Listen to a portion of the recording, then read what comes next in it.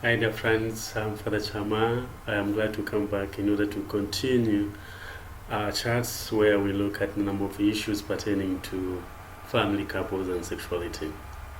Last time we began a new topic. We started looking at expectations. We saw what expectations are, and we also tried to look at how expectations can affect you, affect your partner, and your relationship. In this chat, we shall look at low and high expectations. What are they, and what's their impact on your relationship? It is difficult to imagine entering a relationship with zero expectations. In normal circumstances, you will certainly have them. What will make a difference, however, from one person to another or from one couple to another is the attitude you have towards those expectations, as well as whether you have high or low expectations. Let's look at high expectations. These are expectations which could be considered as demanding. The standard is high.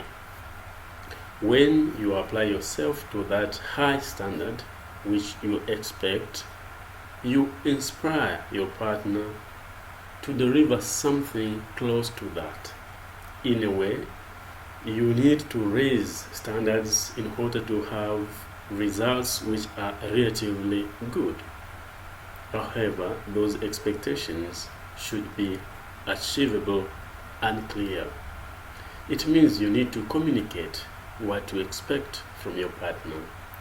That's why it is advisable in a relationship to talk clearly about your needs, talk clearly about your expectations or aspirations. Never ever leave your partner to guessing. That will not do good service to your relationship. That will not help you in your expectations. In your high expectations, you should watch against the feeling of entitlement, that is, claiming from others, claiming from your partner as if you are entitled to what you want your partner to be or to do for you. There is a risk of being self-absorbed to the point of making the relationship in your couple turn around your own needs and your own interests alone. In fact, high expectations should be measured not only in terms of results, but also in terms of efforts that are made towards meeting that excellency set in your relationship. Acknowledge the efforts that your spouse is making for the good of your couple. In that way, even when the expected results are not obtained, you can nevertheless recognize what has been invested in the process towards the desired results. The fact that expectations are high, chances are equally high that those expectations are not met. That can lead to frustrations. What you see often as problems in a couple would simply be disappointments because you didn't get what you expected. So, while it's good to keep high standard, while it's good to keep high expectations, but also you should leave some room for failure, room that perhaps things do not turn out as you would want them to be. That's enough about high expectations. Let's go on to low expectations. What are they? In case of low expectations, you don't wait to see much. In a way, it's a subtle way of looking negatively at something. You are satisfied with little achievement because you didn't, in the first place, expect great results. In a way, There is no anxiety for failure, since that is already somehow anticipated, and you are prepared for a disappointment. Although such attitude can give you some tranquility, some peace, if you can say that, it doesn't give much excitement to your relationship. In fact, low expectations can lead to laxity. You don't dream high, you don't ask much, and probably you won't apply yourself much. And thus, you also demand less from others. Consequently, you won't probably get much. And as no much effort has been invested in your relationship, what you get is often mediocre. That is expected, that is normal. Where do expectations come from?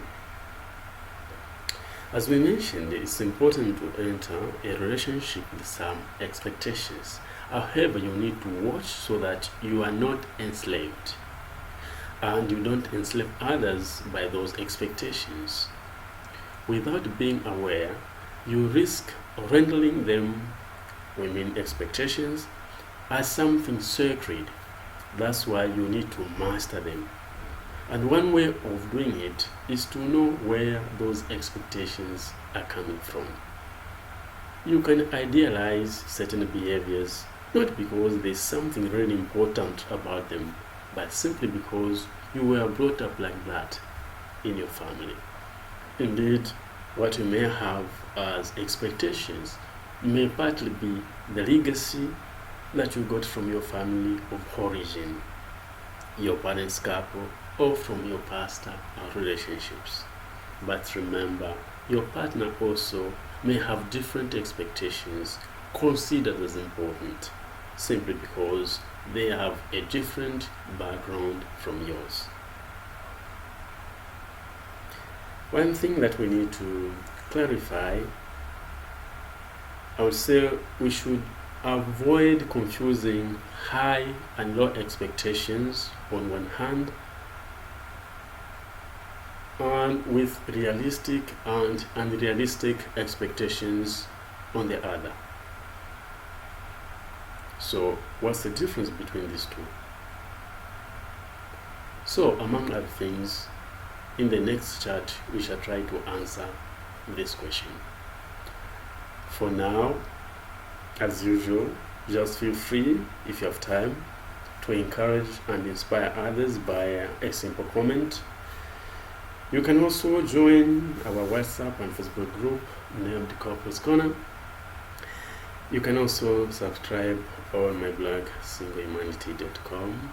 In that way, I shall be sending you new postings right in your email box. It's bye-bye for now, and take care and protect your couple, protect your family.